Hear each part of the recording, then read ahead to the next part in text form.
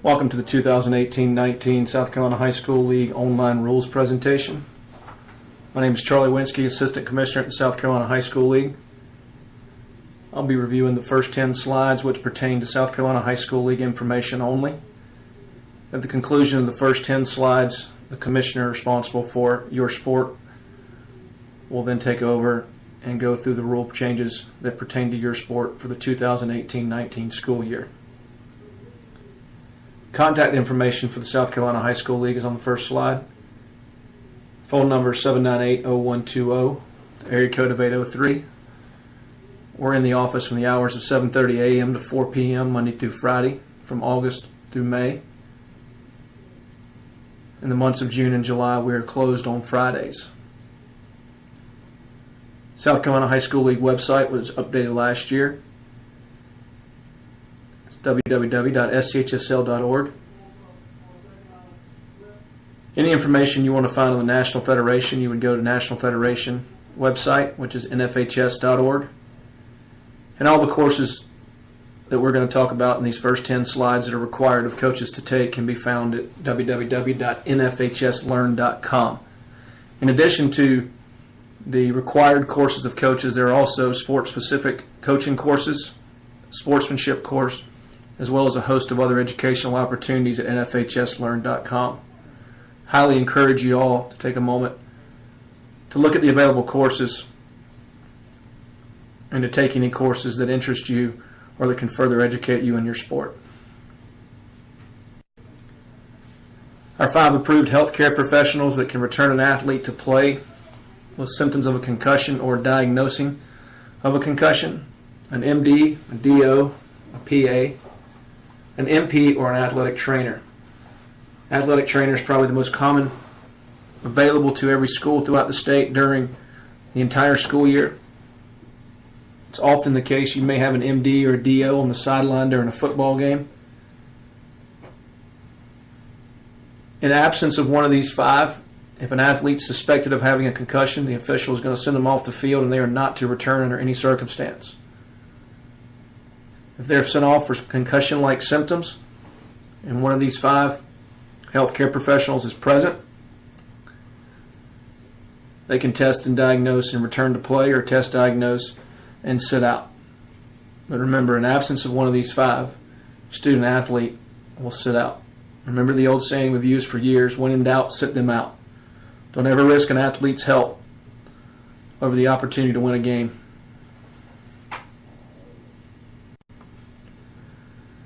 Coaching requirements. South Carolina High School League requires all coaches at all levels to take the following 3 courses: concussion course, heat acclimatization course, and the sudden cardiac arrest course. These 3 courses are not new. They've been required for the last 2 years. The concussion course has been in place for a number of years now. If you've been coaching for a while, you understand that occasionally these courses get updated. The concussion course has been updated for this year with some new information added to it, so it should have a little different feel when you watch it this year in some areas. When you get done with these courses, print out your certificate, give them to your athletic director or principal to keep on file so that you have proof you've taken these courses. Reminder, that's for all coaches at all levels. If they're a volunteer coach, required to take them. If they're there 1 day a week, required to take them. Full-time paid, required to take it. Middle school only, required to take these.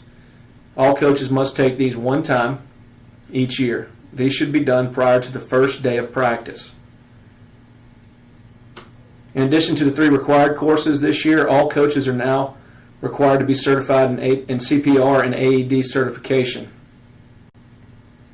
If you remember last year, all head coaches were required to be CPR and AED certified. This year, all coaches at all levels. Again, that includes volunteers, those that are there 1 day, those that are there just for games. Middle school coaches, sub-varsity coaches are required to be CPR certified, in addition to the required online courses you must view. Coaches, this is nothing new. For athletic directors have known about this since last year.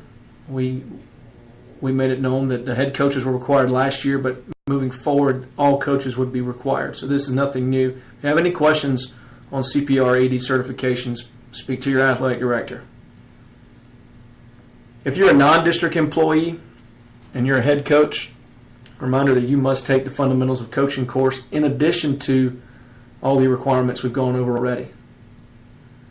Fundamentals of Coaching course can be found at nfhslearn.com.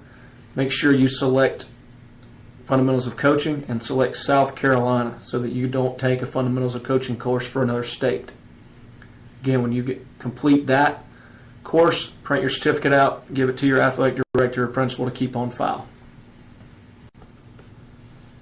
Okay, some general reminders for all head coaches. Beginning the 2018-19 school year, a wet bulb globe thermometer must be used throughout the year. This instrument will help determine safe conditions in times of high heat and humidity. Again, this is required. For those of you that coach an indoor sport or at different times outside of the fall, please understand this is not isolated to just a football practice or a cross-country practice or an outdoor practice in the fall. High heat and humidity could be present inside of a gymnasium with no air conditioner. It could also show itself through the winter months or through the spring, given the extreme changes in temperature that we have in our state. If you have an athletic trainer, please take a moment before your season starts to become familiar with what a wet bulb globe reading is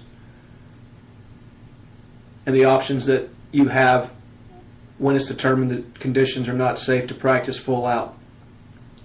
If you have any questions, please visit our website.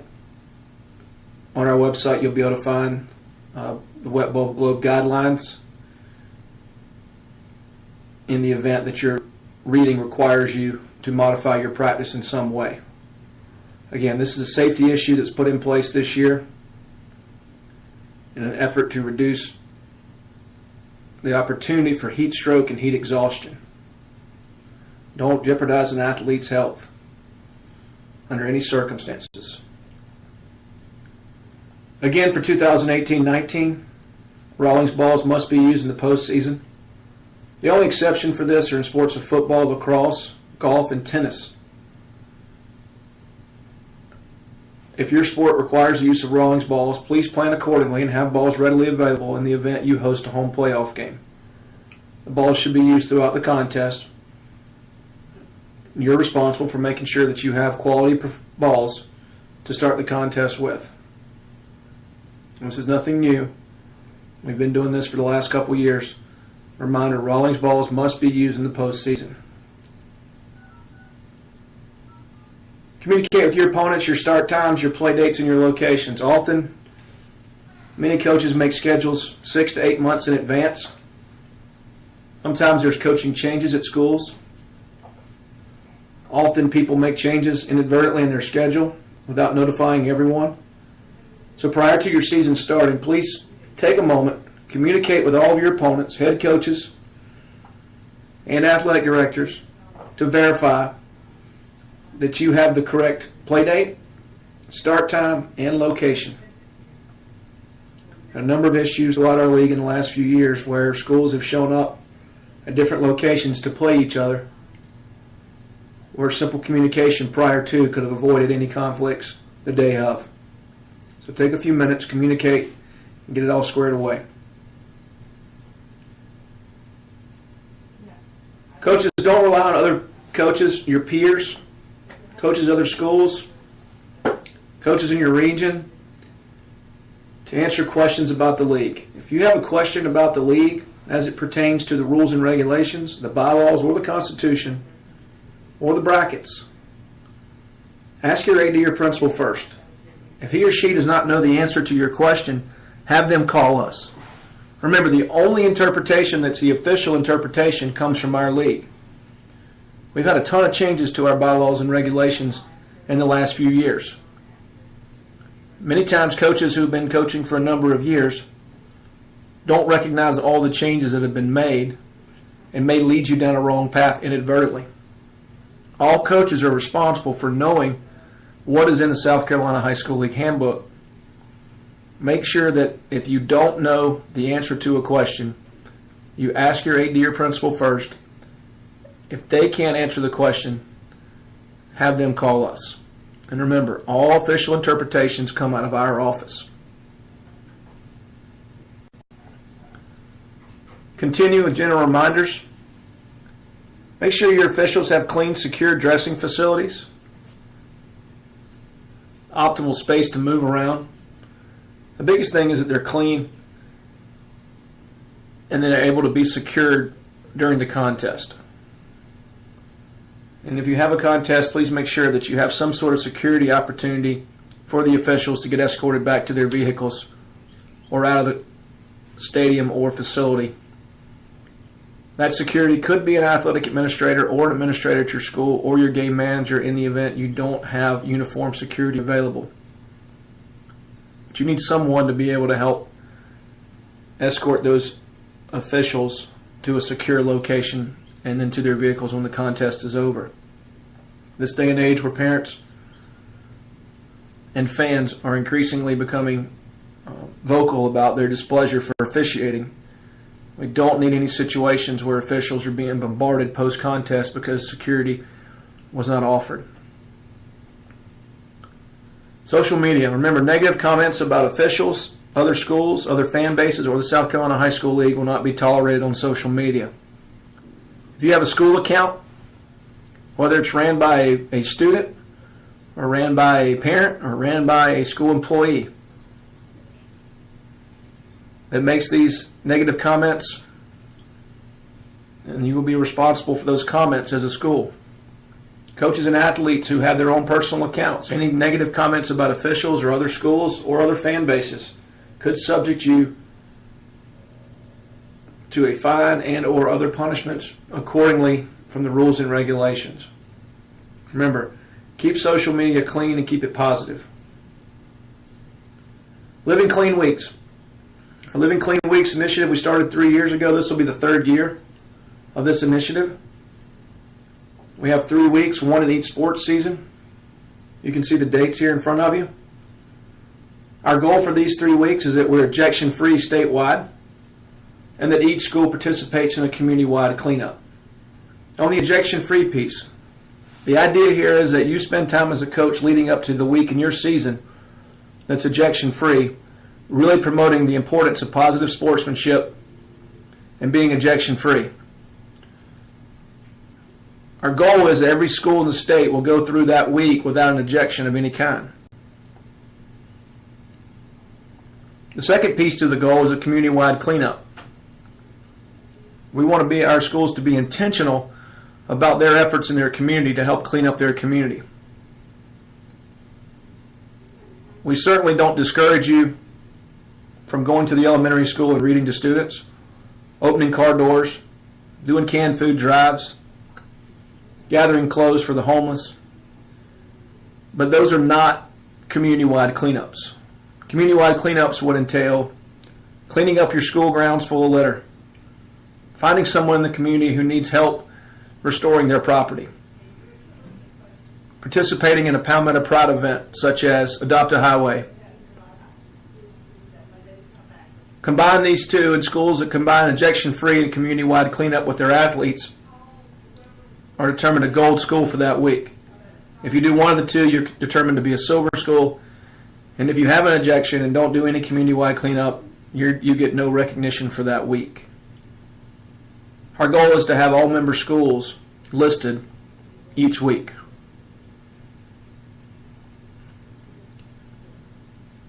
Okay, an update for you is that for those of you that are familiar with our system, Planet HS, that handled all of our eligibility, pitch counts in baseball, transfers,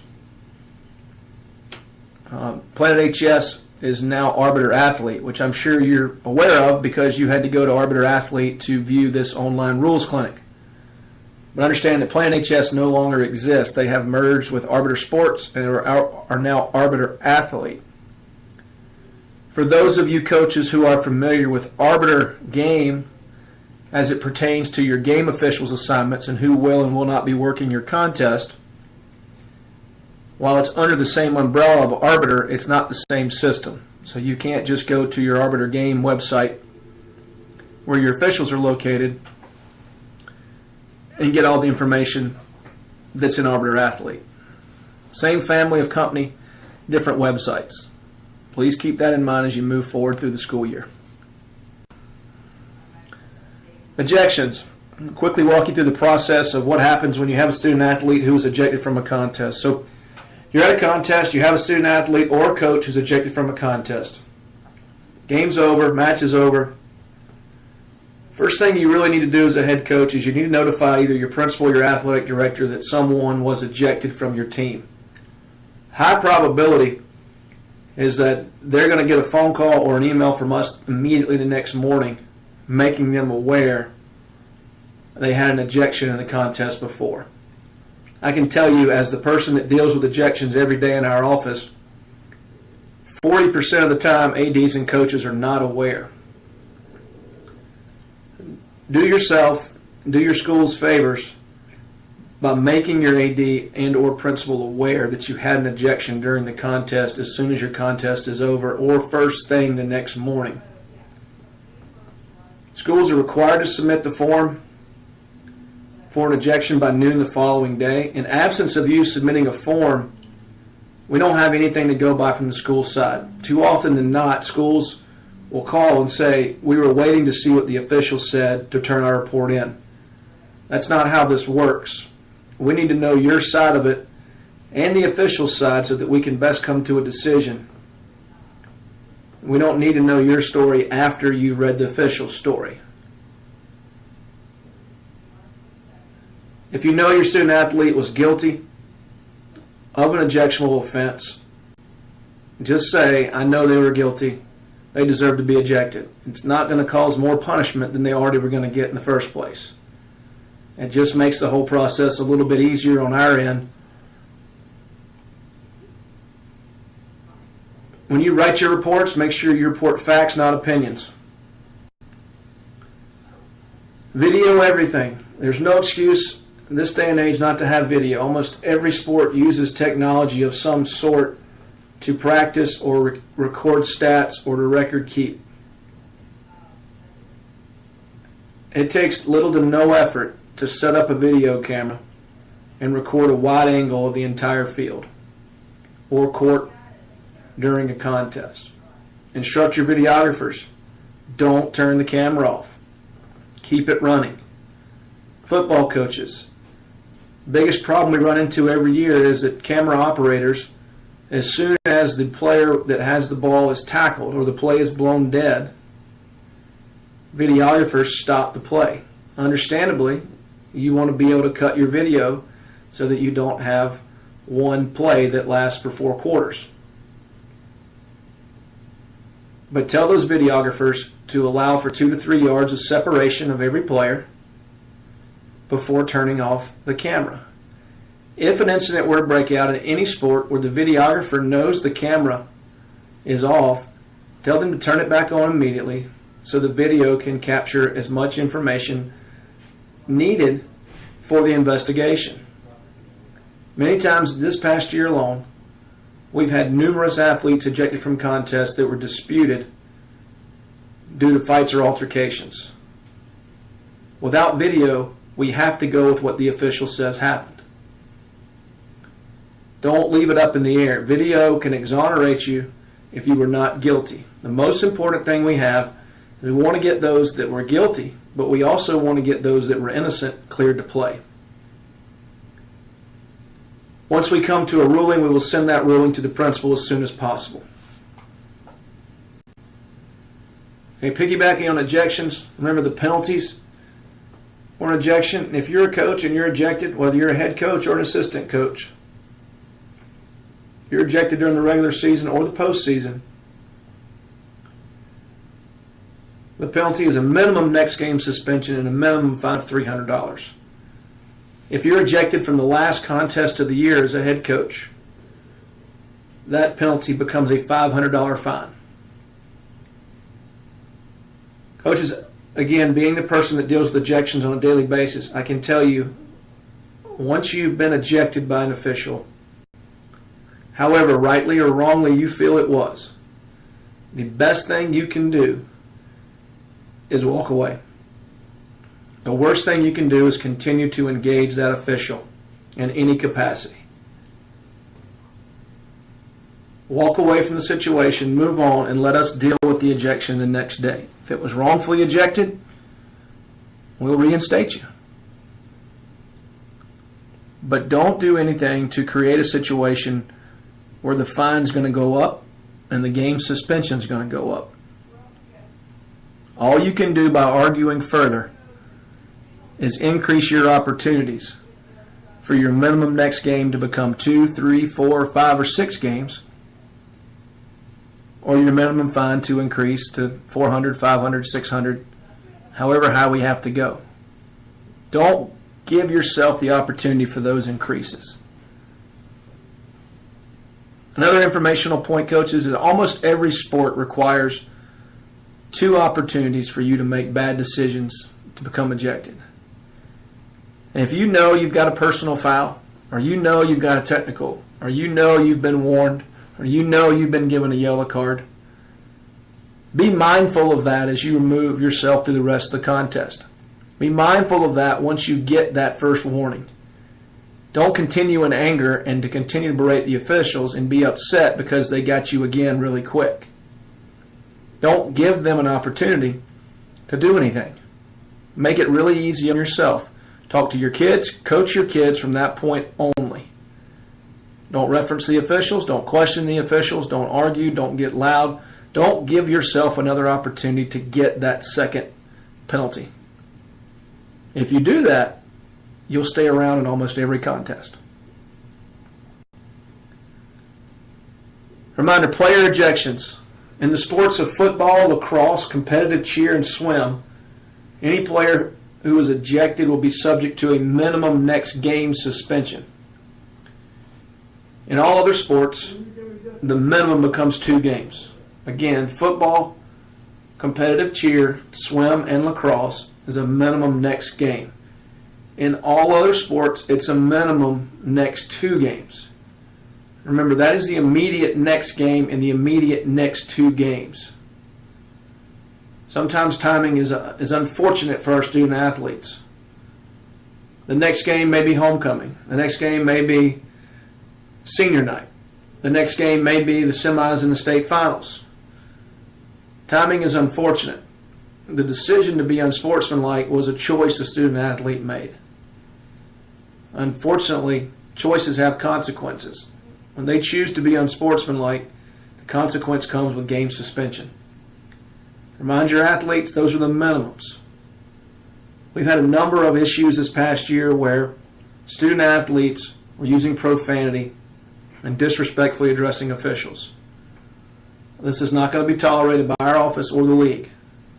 Student athletes who are using profanity towards the officials will get more than the minimum. Make them aware. Do not disrespectfully address a game official and do not use profanity towards a game official.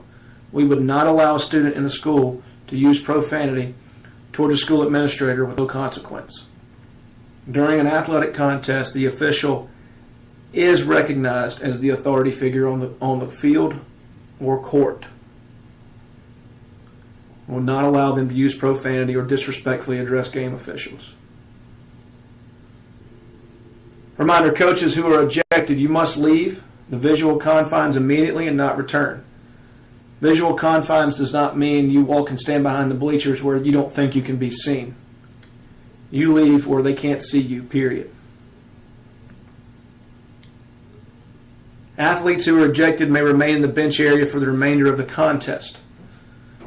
Don't ever let an athlete be sent to the locker room unattended. Athletes are allowed to remain in the area unless they become a further distraction, at which point the official could ask you to remove them from the bench area. But athletes who are ejected may remain from the bench area. Further, athletes who are suspended because of their ejection may be on the sideline or in the bench area of the games they're suspended, provided they are not in uniform.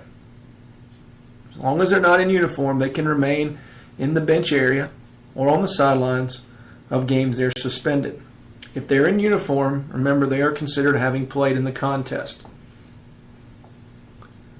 Coaches and athletes, remember, you are not cleared to play until our office has cleared you to play. Anyone who is ejected, anyone who is suspended due to an ejection is not cleared to play until we have cleared you. Don't assume that it's going to be voided or overturned. If you've been ejected, they sit out until we've cleared them to play.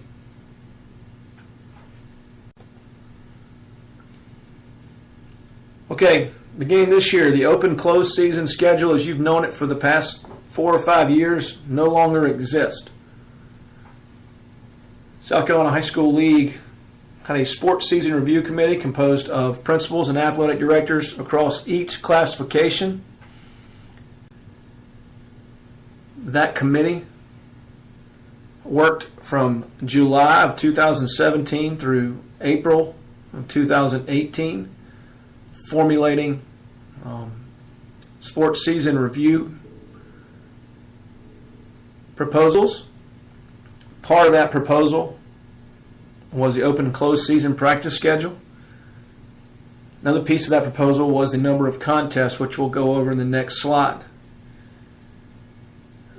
Understand it's important for you to know that all schools had an opportunity to provide input throughout the year at classification meetings. Our classification gave each member of the Sports Season Review Committee an opportunity to share with the classifications what they were doing, what options they had decided or come up with at that point in time. And every AD had an opportunity and every principal had an opportunity to go back to their coaches and share this information to get feedback. This was not a 1 week or 1 month wonder that was put together in a hurry. This process took time, and the committee worked very hard to iron out where we are now. Again, all schools had an opportunity for input throughout the year through your principal and athletic director. So, with that being said, our new open and closed practice schedule is as follows. All sports will be allowed 20 days of practice during your open season. Football and lacrosse will be given 10 days in pads. So if you're in the sport of football or lacrosse, 10 of your 20 days may be in pads. All other sports, you have 20 days of practice during your open period to use as you see fit. Schools are responsible for having on file the dates you used. So the dates that you practiced during your open period, you need to have on file so that your athletic director has them in the event they're questioned. Encourage you to have this on file because chances are most of your parents will be the ones that will challenge you, or a disgruntled parent or someone in the community will be the one that challenges that you practice more than 20 days. Reminder that open and closed season schedule cannot be mandatory. You cannot use it as a tryout period, and you cannot make cuts. You have no limit with how many athletes you can work with during these 20 days. The open season dates, if you're a fall sport, your open season dates for this school year will be May 1st through 31, 2019. Your winter sports will be September 10th through October 24th, 2018. And if you're a spring sport, you have December 3rd, 2018 through January 23rd, 2019 to get your 20 days of practice in. Again, you have those periods to get your 20 days of practice in. Spring sports and winter sports, there's a 4-day dead period or closed period prior to your season starting. So in other words, winter sports, you have till October 24th, which I believe is a Wednesday, and then that Thursday through Sunday will be closed again until you open up official team practice on Monday. Spring sports will be the same. January 23rd should be a Wednesday, and then you have Thursday through Sunday, which is closed prior to your season opening on Monday. Fall, obviously, you have May 1 through 31, which then rolls right into June 1 through your closed period 4-day prior, which is the South Carolina Athletic Coaches Association Clinic in late July. So your fall sports, you have May 1 through 31 and then roll right into your summer practice months. During a closed season, sport-specific skills may not be taught. Only strength and conditioning programs can be ran during closed seasons. Now remember, strength and conditioning can include agility programs provided they're not sport-specific skills. The change to the open and closed season practice schedule will have no impact as it pertains to the 75% rule for outside teams. So there's no change in your ability to run an outside team provided you follow the 75% rule. I'm getting a lot of calls on that from coaches in the first few months of this coming out. No change to the 75% rule as it pertains to outside teams with this closed and open season schedule. And new for this year's number of contests. You see here in front of you the sports of basketball, baseball, softball, soccer, tennis, and lacrosse. In the past, these sports were offered a number of regular season games plus a number of tournaments. We're no longer getting into how many tournaments you can or can't play. We're just limiting your number of games. You can play any combination of games through tournaments or regular season to reach your max. I'm a basketball coach and I want to schedule 4 tournaments that have 4 games each and play 10 regular season games. That would be 16 tournament games and 10 regular season games to reach my 26. That's fine. If I wanted to play 26 regular season games and no tournaments, that's fine.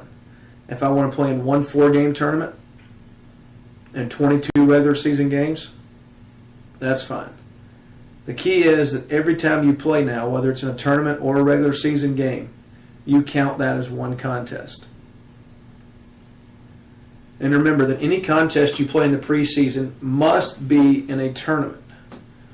And that contest counts towards your total number of contests. So if you play in a preseason tournament for 4 games in that tournament, then you would subtract those 4 games from your total number. That would leave you with 22 games to play during the regular season. You cannot play a regular season game or a single game prior to the official start date of your regular season. Any games played prior to that official start date must be played through a preseason tournament. And remember, those games count towards your total number of contests. An athlete is limited to the same number of games as the team. So there's no combination that an athlete can exceed playing the max number a varsity team can play. Example, a 9th grader who plays softball would have 24 games. They could play at JV and then come up and play 2 games at the varsity level.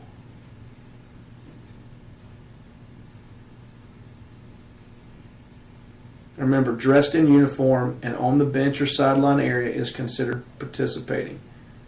If I'm a girls basketball player and I wear a uniform and I sit on the bench for 25 games and I never go in, by our rules, you've considered participating in 25 games.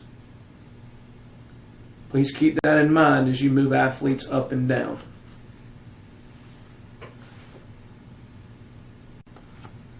Brackets. I want to take a minute to kind of walk you through how brackets come to be. Every year we get calls from coaches wanting to know the how or the why the brackets are the way they are, who set these brackets. Sometimes there's a misbelief that we set them in our office. So we'll take a minute to walk you through how brackets get to be brackets. First of all, by rule, brackets for the state championships are to be set by the commissioner. However, our commissioner currently allows each classification to structure and organize their brackets as it pertains to that classification. In other words, 5A gets to determine how many qualifiers from each region, what those region matchups in the playoffs will look like, and who will be designated the home team throughout the playoffs to the semifinals. Each classification has the same opportunity to do that. So 1A through 5A has the opportunity to determine who qualifies.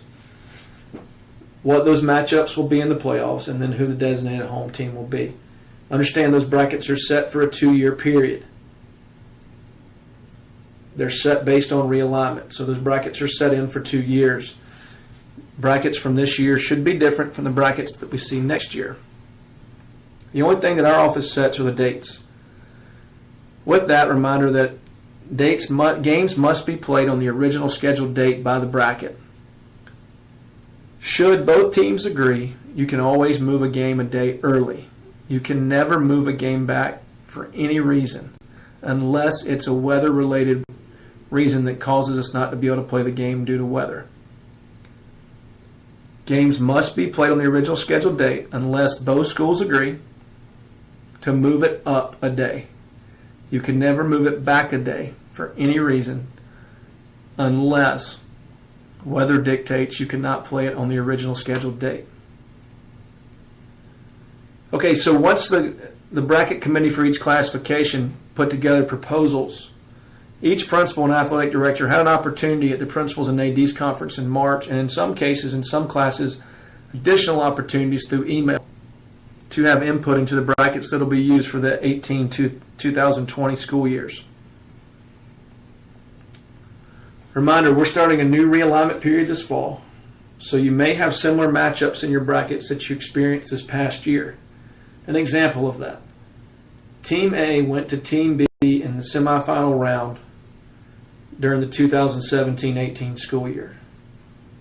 In the 2018-19 school year, Team A may go back to Team B in the semifinal round again. The reason for that is we're in a new realignment period.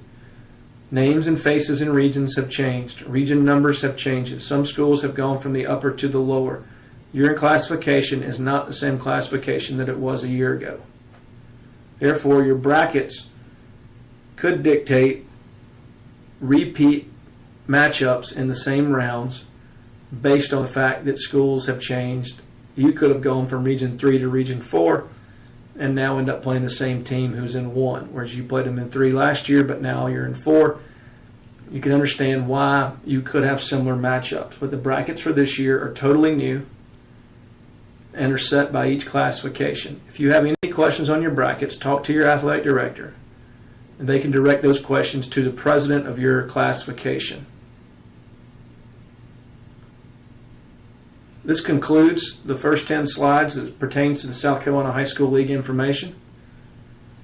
I appreciate the opportunity to present this to you. This time I'm going to turn it over to the commissioner responsible for your sport. I wish you all the best of luck during your season. And if you ever have any questions, feel free to contact our office. Welcome to the Online Rules Clinic for Golf for the 2018-2019 school year. I am Amy Boozer, Assistant Commissioner for the South Carolina High School League. My contact information is listed for you, and please feel free to contact me at any time when you have a question regarding golf. You will also see the website address for the South Carolina High School League, where you will be able to find the rules and regulations that are going to be covered today. The last website listed is nfhslearn.com, and this is the site you will use to take the 3 required courses for all coaches. Important date for girls golf. First practice can begin July 27th, 2018. First scrimmage, August 3rd. First preseason date, August 3rd. Girls golf was given an extra week this season on the front end of the season. Your first contest can now be August 13th. Schedules are due August 1st. Eligibility is due 7 days prior to the first regular season match. Boys golf important dates. Your first practice can be January 28th, 2019. First scrimmage, February 4th. First preseason date, February 22nd. Your first contest can be March 4th, and your schedules are due March 1st. Eligibility is due 7 days prior to your first regular season match. The open-close season changed for the 2018-2019 school year. Girls will be in closed season from their last match until April 30th, 2019. Beginning on May 1st through May 31st, 2019, girls will be in open season and will be allowed 20 days of practice. Boys golf will be in closed season July 22nd through December 2nd, 2018. Beginning December 3rd through January 23rd, 2019, you will have 20 days of practice. Varsity teams have 16 playdates, including tournaments, 4 scrimmages, and 1 jamboree. JV teams have 12 playdates, including tournaments, and 2 scrimmages. If participating in a preseason tournament more than 7 days prior to your first regular season game, the certificate of eligibility must be submitted before the tournament. The rules of golf as approved by the United States Golf Association shall govern golf competition. Regular season matches shall be limited to 9 holes of play. The head coach must attend a league-sponsored rules clinic.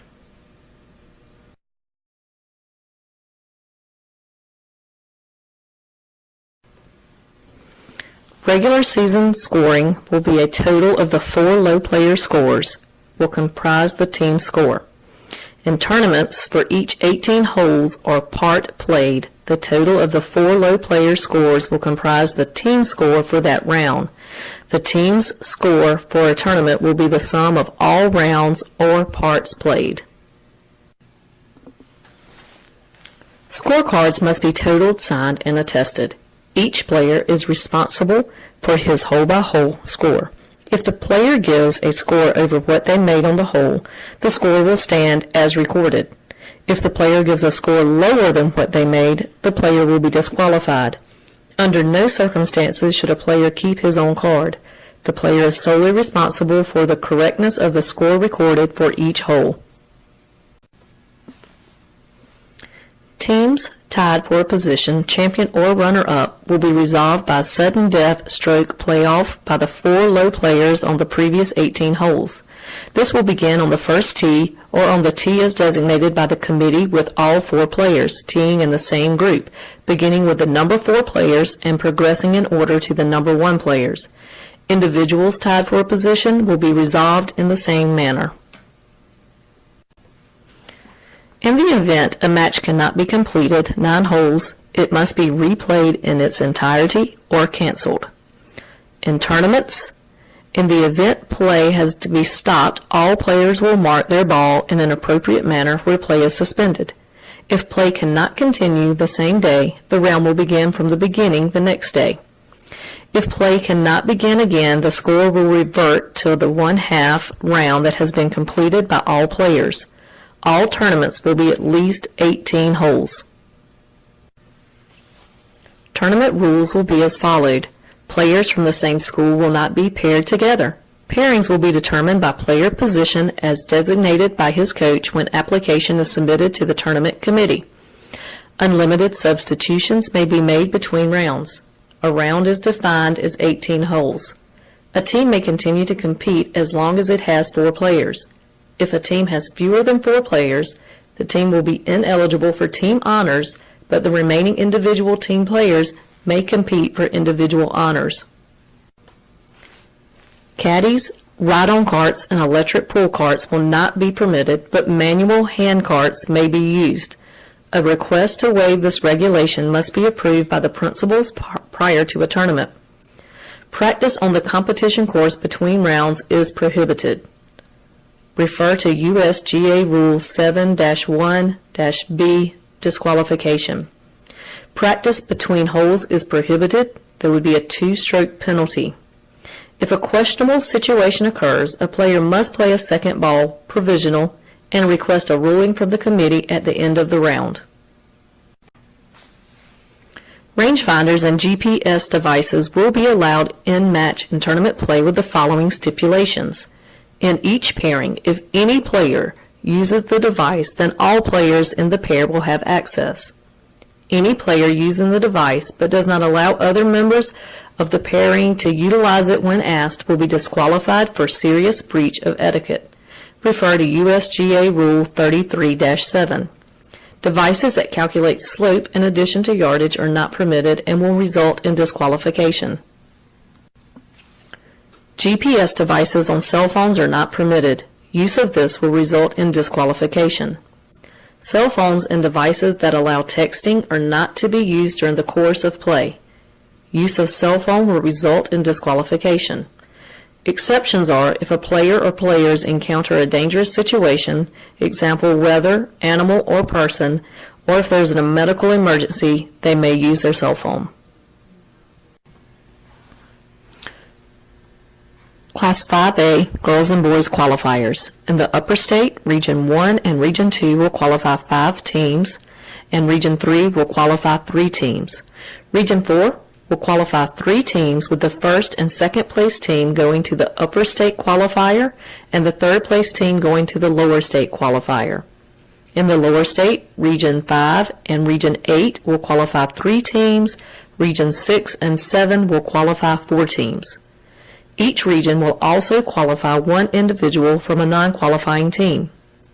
The top 8 teams from the upper and lower state tournaments and the top 4 individuals from non-qualifying teams will qualify for the state tournament. A maximum of 16 teams and 8 individuals qualify for state. Qualifiers for Class 4A Girls and Boys.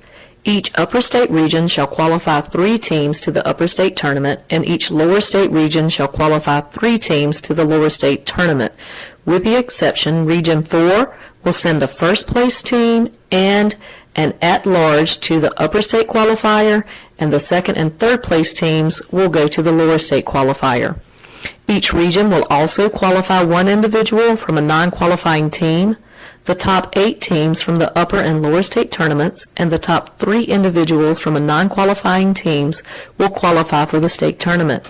A maximum of 16 teams and 6 individuals can qualify for state.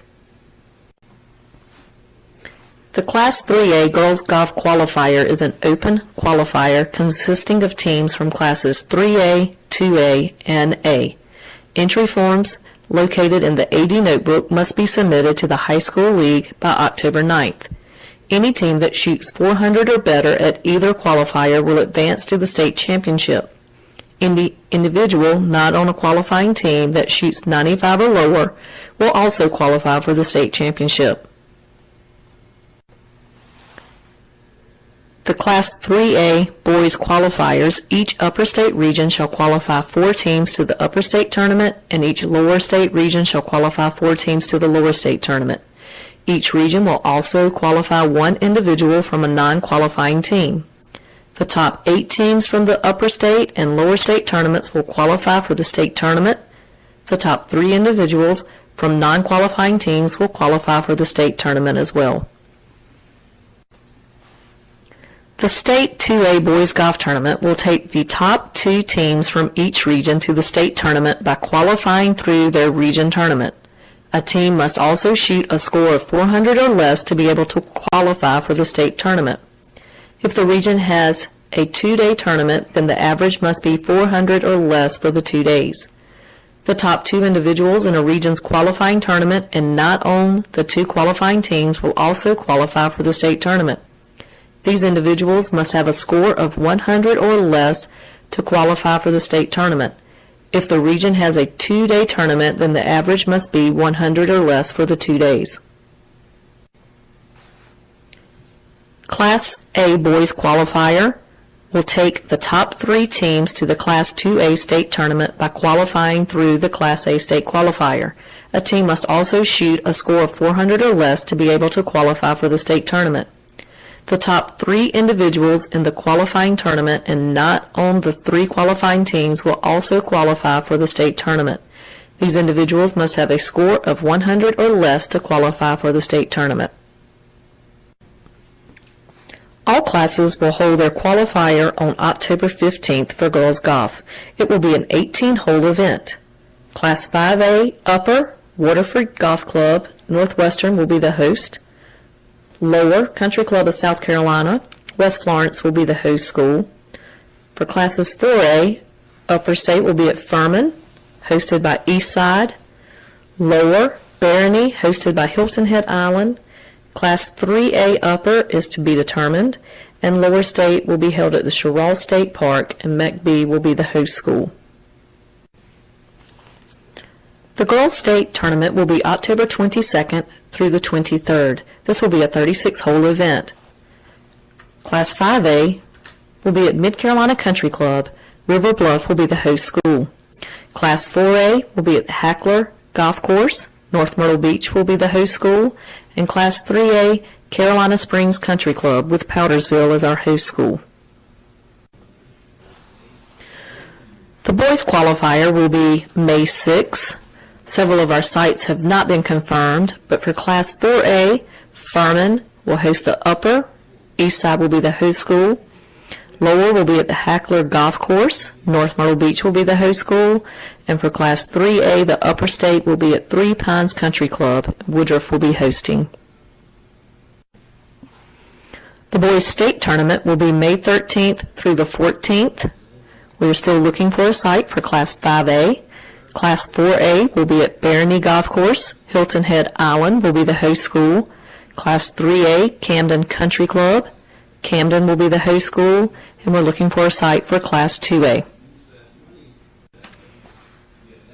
The USGA will have new rule changes that will take effect January 1, 2019. You can view these major changes by going to usga.org. Please be sure to review these changes as they will be in effect for the 2009 boys season. For more information, you can visit the South Carolina Golf Association website. There you will find rule seminars, PowerPoint presentations, simplified rules, sample local rule sheets are all posted on this website under the Coaches tab. Please do not hesitate to call or email me if you have any questions regarding the rules and regulations for golf. Good luck to you this season.